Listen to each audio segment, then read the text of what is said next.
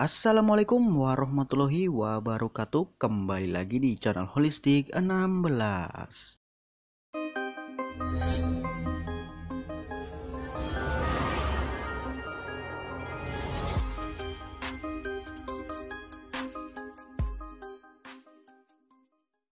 Di video kali ini kami akan membagikan tentang 4 penyakit sistem pernapasan yang perlu diwaspadai.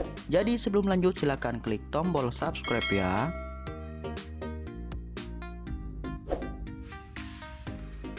Sistem pernapasan merupakan salah satu proses yang paling penting dalam kehidupan. Pasalnya, dengan bernapas tubuh kita akan memperoleh oksigen yang dibutuhkan untuk menghasilkan energi. Hal ini sangat dibutuhkan untuk kelangsungan hidup. Tak hanya itu, proses pernapasan juga membantu tubuh untuk membuang zat limbah yang disebut karbon dioksida. Untuk itu, menjaga kesehatan sistem pernapasan adalah satu hal yang penting dan harus dilakukan. Meski demikian, tak jarang ada beberapa jenis penyakit atau gangguan pernapasan yang bisa mengganggu fungsi tersebut. Terganggunya sistem pernapasan secara tidak langsung juga dapat mengganggu kinerja tubuh secara keseluruhan. Sebab tubuh jadi tidak dapat pasokan oksigen yang cukup. Nah, untuk menghindari hal tersebut, perlu tahu jenis penyakit sistem pernapasan yang perlu diwaspadai. Dan apa saja itu? Yang pertama, asma. Asma merupakan jenis penyakit jangka panjang yang menyerang saluran pernapasan.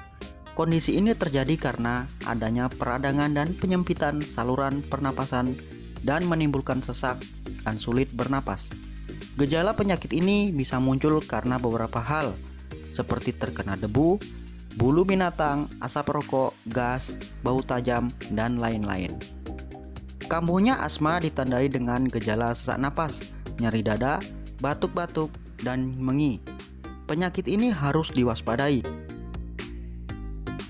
Yang kedua, bronkitis. Infeksi yang terjadi pada bronkus alias saluran pernapasan utama pada paru-paru menyebabkan terjadinya bronkitis.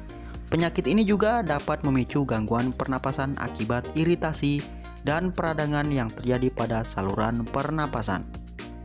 Selain sesak napas, gejala umum dari penyakit ini adalah batuk berdahak, demam, nyeri tenggorokan, nyeri otot, hingga sakit kepala. Yang ketiga, penyakit paru obstruktif kronis atau PPOK.